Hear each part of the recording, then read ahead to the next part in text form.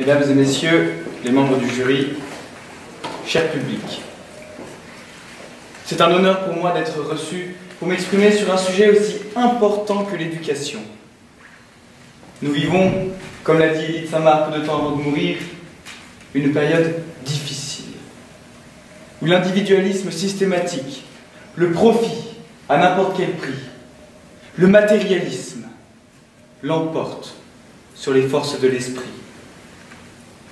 Une période où il est toujours question de droit et jamais de devoir, et où la responsabilité, qui est l'once de tout destin, tend à être occultée. Nous sommes aussi à l'heure où l'homme vit avec les nouvelles technologies, voulant maîtriser le monde. À l'heure où l'homme a besoin de repères, car le monde avance trop vite. À l'heure où il vagabonde dans ses relations, ne sachant plus où aller. Dans les années à venir, la robotisation, l'homme augmenté et bien d'autres innovations seront présentes au quotidien et poseront des questions existentielles, sachant que l'anthropologie n'est plus commune à tous, à tel point que l'homme tend à être mis sur le même plan que l'animal. C'est enfin l'époque où l'hédonisme aspire à être la philosophie commune à tous, voulant repousser toujours plus loin les limites, et ce, dans tous les domaines. Oui, mesdames et messieurs, c'est dans cette époque qu'il nous a été donné de vivre. Et c'est une opportunité magnifique. Vu tous les points que je viens de relever, les occasions de faire le bien ne manquent pas, et nombreux sont ceux qui agissent en vue de ce bien. Il ne s'agit donc pas de désespérer bêtement. Mais tout cela peut aussi faire peur lorsqu'on se voit confier l'éducation d'un enfant, car les occasions pour ce dernier d'emprunter le mauvais chemin semblent innombrables. Une question se pose alors. Si j'avais un enfant à éduquer, que lui apprendrais-je? Dans les deux sources de la morale et de la religion, Henri Bergson, grand philosophe, affirme que c'est le conditionnement, le souvenir du fruit défendu, qui permet l'éducation d'un enfant. Il entend par conditionnement la mise en place de limites propres à l'éducation. Cela commence même à l'âge de nourrisson, pendant lequel l'enfant est constamment arraché du sein de sa mère. Si ce conditionnement est absent, jamais ce jeune être ne trouvera le bonheur.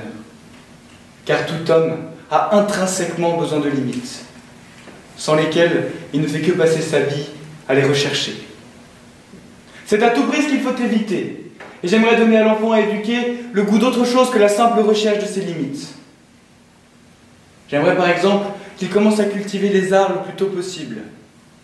La musique, pour commencer, lui permettra de mettre toutes ses capacités dans un sujet qui n'a pas de fin, dans lequel il pourra s'immerger. La musique est univers à part entière, mais elle nécessite d'abord un long, et parfois difficile, très difficile apprentissage. Cela n'est pas une mauvaise chose en soi. Au contraire, cela lui offrira un conditionnement par la fidélité dans une œuvre, la fidélité dans la durée. Dans la continuité, j'aimerais lui faire goûter tôt à la saveur du travail bien fait. Y ayant pris goût, il aura alors un vaste avenir devant lui, où les plaisirs éphémères n'auront pas la première place. Ce travail commencerait avec les exigences scolaires. Je l'exhorterai à mettre son sérieux dans toutes, entendez-moi bien, toutes les disciplines. Les sciences, mais aussi les humanités. Nous sommes dans une époque où l'art, la philosophie, les lettres et les autres matières littéraires sont constamment dévalorisées. C'est regrettable, car s'il est tout à fait légitime de chercher à comprendre comment le monde fonctionne, il faut se rappeler, comme François Rabelais, que science sans conscience n'est que ruine de l'âme. J'aimerais enfin qu'il prenne goût à la recherche de l'histoire sur son pays, car il me semble indispensable pour savoir où l'on va, de savoir d'où l'on vient. Les gens de notre pays ont tendance à écrire l'histoire avec une gomme, niant un nombre de choses du passé dans lesquelles ils ne se reconnaissent pas, ou plus, notamment les racines chrétiennes de la France. C'est une aberration, car notre époque a au contraire besoin de retrouver ses racines et de s'y ancrer. Vous l'aurez compris, le travail, le conditionnement au sens où l'entend Bergson, les limites, tout cela a un rôle important pour l'éducation. Il ne s'agirait cependant pas de tomber dans l'éducation par l'interdiction, qui est contre-productive et qui, malheureusement, entraîne souvent la rébellion du jeune, qui veut s'émanciper. Il ne faut pas donner plus d'importance aux limites qu'au champ des possibles. L'enfant sera amené un jour à s'affranchir de l'autorité de l'éducateur. Et si cette autorité est uniquement associée aux limites qu'elle donne, s'en affranchir devient synonyme de s'affranchir des interdits. Il faut donc, à chaque règle, à chaque contrainte, l'expliquer, puisque le plus important est de comprendre ce qui est bien, ce qui ne l'est pas, et pourquoi cela. Je ne cherche pas à inculquer des idées toutes faites dans la tête de l'enfant, mais plutôt à lui transmettre un état d'esprit, tourné vers le bonheur. Maria Montessori dit d'ailleurs que l'enfant n'est pas un vase que l'on remplit, mais une source que l'on laisse jaillir. Éduquer n'est pas dresser. L'enfant est potentiellement bon en soi, et il suffit de le respecter pour qu'il le reste. Mais qu'est-ce que le respecter? C'est l'inviter à respecter les autres, pour le préparer à une vie sociale harmonieuse. Mon cœur serait comblé si cet enfant prenait conscience de l'amour infini de Dieu pour lui, de cet amour qui pardonne, qui relève, qui réchauffe. C'est bien là quelque chose que je ne peux lui inculquer, et qui de toute façon perdrait toute sa valeur si c'était ce que je cherchais à faire, car cet amour de Dieu est pure gratuité, est pure liberté. Je serais simplement comblé s'il prenait conscience, comme saint Claude la Colombière, que Jésus est le seul et le véritable ami. Je lui dirais qu'il est une qualité fondamentale, qui lui donnera la force de sourire à la vie, même quand cette dernière lui fait la grimace. Et que cette qualité, c'est l'esprit d'émerveillement. C'est une qualité qui permet de tout obtenir, d'aller jusqu'au bout de ses rêves, de vivre un grand amour, de ne jamais désespérer, de voler, même dans l'infini des choses. Qu'il est à cœur de cultiver cet esprit d'émerveillement. Je lui dirais qu'il doit vivre son rêve, plutôt que de passer son temps à rêver sa vie, comme beaucoup de gens le font. Là se situe le véritable courage, qui donne sens à l'existence. Je lui dirais que la vie n'est pas facile, qu'il y aura des combats, des luttes, des difficultés. Ne dit-on pas d'ailleurs, lorsque nous faisons face à une épreuve quelconque, c'est la vie. Henri Delancourt fait cette observation très juste. À confondre joie et facilité, on ne peut passer que de déception en déception. Il faudra alors apprendre à cet enfant à supporter dignement ses peines pour pouvoir vivre pleinement ses joies. Je lui dirais qu'il ne doit pas avoir peur du risque, car une vie sans risque ne vaut même pas la peine d'être vécue, disait le Père Jacques de Jésus. Le risque, c'est la vie.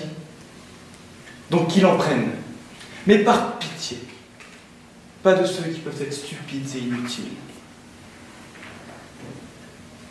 Je lui dirais enfin que sa vie ne sera pas belle et réussie parce qu'elle se termine à 80 ans, avec un compte en banque bien rempli, des jolies voitures, des diplômes accrochés au mur. Non. Sa vie sera belle et réussie si elle est donnée.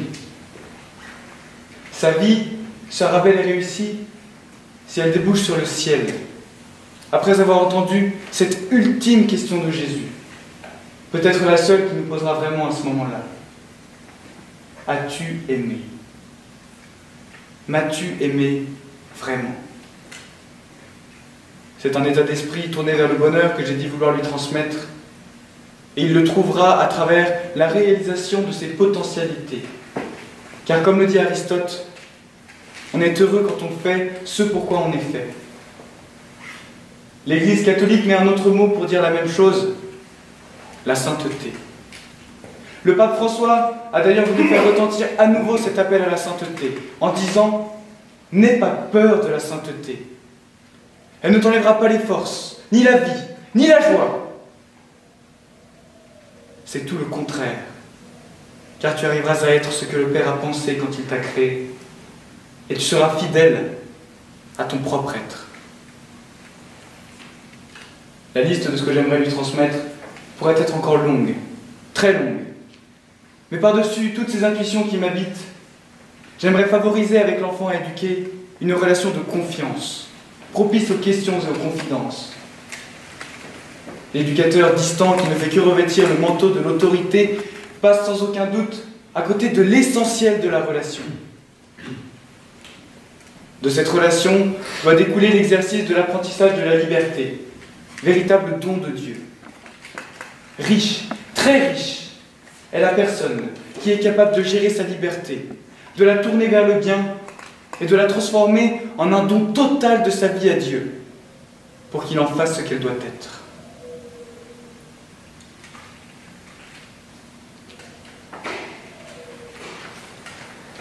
Il reste toutefois un dernier élément indispensable à l'éducation d'un enfant, un élément d'une importance capitale, l'exemple de l'éducateur. Il ne sert à rien d'avoir les plus beaux discours du monde si nous sommes incapables d'en vivre nous-mêmes. La philosophie du « faites ce que je dis, mais pas ce que je fais » n'est qu'un manque total de cohérence, qui a pour effet de dégoûter ceux qui l'entendent. Il s'agit donc d'être soi-même, pour que l'enfant soit. Suis-je bien celui qui a le droit d'agir de telle sorte que l'humanité se règle sur mes actes? Telle est la question existentielle de Sartre, que tout homme devrait faire sienne. Nous pourrions dire dans notre cas, suis-je bien celui qui a le droit d'agir de telle sorte que l'enfant se règle sur mes actes? Ce que nous pouvons dire ou faire nous engage donc. Cela a un côté terrifiant, voire même désespérant, car nous nous savons tous faibles, pécheurs et remplis de défauts. Mais rappelons-nous que l'essentiel, c'est la volonté de faire le bien et de bien le faire.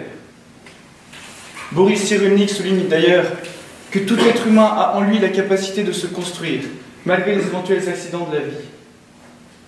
C'est ce qu'il appelle la résilience, ou l'art de rebondir. En fait, le rôle d'un éducateur est un peu le même que celui d'un tuteur pour un arbre. Le tuteur n'est pas là pour grandir à la place de l'arbre, mais pour lui permettre de pousser droit. Et de par son rôle, il arrive qu'il y ait des frottements entre le tuteur et l'arbre, à tel point que l'arbre s'abîme. Ces frottements sont pour nous dus à nos faiblesses. Et le Seigneur a alors mis quelque chose de merveilleux à notre disposition. Non pas pour oublier ce qui a pu être douloureux, mais pour le surmonter et lui permettre de cicatriser. Le pardon. J'en suis persuadé. L'amour dure entre des individus tant qu'ils ont à se pardonner des choses. Et c'est probablement là la dernière chose que j'aimerais dire à cet enfant qui m'aurait été confié. Je te demande pardon pour mes infidélités, pour mes manques de cohérence, pour les injustices occasionnées. Pardon pour mon imperfection et pour ma faiblesse. Cet enfant n'en sera plus un lorsqu'il sera capable de me regarder droit dans les yeux, en me répondant « Je te pardonne ».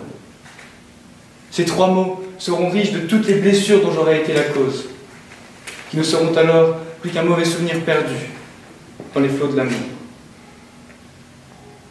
Je ne pourrais achever ce propos sans un hommage à toutes les personnes qui m'ont éduqué, et en particulier mes parents. Sans doute ont-ils leurs défauts, comme tous les parents du monde. Mais ce qu'ils ont surtout, c'est un grand cœur qui a donné généreusement la vie.